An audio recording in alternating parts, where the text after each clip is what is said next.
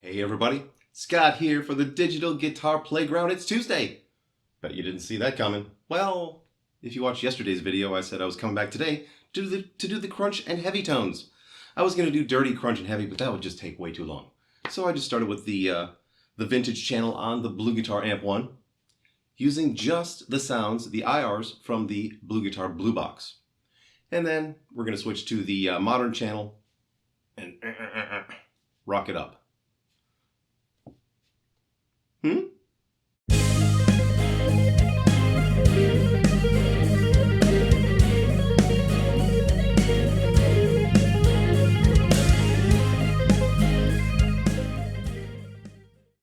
Alrighty, here we are with all the BluGuitar stuff. As much BluGuitar stuff as I have right now. Well, minus the MIDI cable, the MIDI 1 cable. I've got the old school MIDI 1 cable, which requires me to use this. Which, you know, it's fine. I do like the look of the new flat one with a right angle plug on it, though. I gotta say, damn it, Thomas Blug, you're gonna make me buy some more shit. Speaking of buying more shit, the MS3 is not gonna cut it. I watched, and you know, Thomas Blug is an insidious genius because I keep watching his Academy of Tone videos. And last night I watched the one with Jennifer Batten, and she was talking about using an HX Stomp with the Amp 1, which to me sounds like a perfect combination, but you would need a MIDI switcher, and she suggests the soft step. So I'm looking into the soft step 2, actually. I already ordered one, but I'm looking into the soft step 2, and it's on its way. But yeah, so the Boss MS3 is out. The soft step 2 is coming. And then we're going to hopefully get it connected with, what do you call it? The HX Stomp. And then, you know, throw an expression pedal on there and call it a day. Because I don't think I'd need extra modulations or overdrives or EQs or anything. I think I'd probably still keep the, what do you call it? This guy. Spark Booster, because I love it so much and it's such a great lead boost. Just, you know, hit it at any time and get a great lead sound. So, you know, keep that around just for that purpose. And then, you know, the only other thing to think about is powering. So, anyway, enough of my rant. Let's get to some sounds. I've got the vintage happening. I'm going to do a few things. Then we're going to go to the classic, show you what I would do. And I've reset the Amp 1 so that it's to factory settings. It's not using the low power, the low gain input or half power. It's full power, regular input, blah, blah, blah, with a little bit of reverb. And yeah, the 555, I think. Yes, straight across the board 5s. So it doesn't get much more, you know, flat or bright. But, you know, being able to twist this bad boy and then, you know, darken, brighten, it can really make my guitar, which is a Les Paul type guitar, the James Tyler JTV 59, and make it sound like a Strat in certain places or a Telecaster, which is super useful, especially on, you know, like the Tweed 112 sound. You know, you don't always want a huge Les Paul crunch. Sometimes you want a bright, you know, thinner crunch. So let's get to the getting, make some sounds.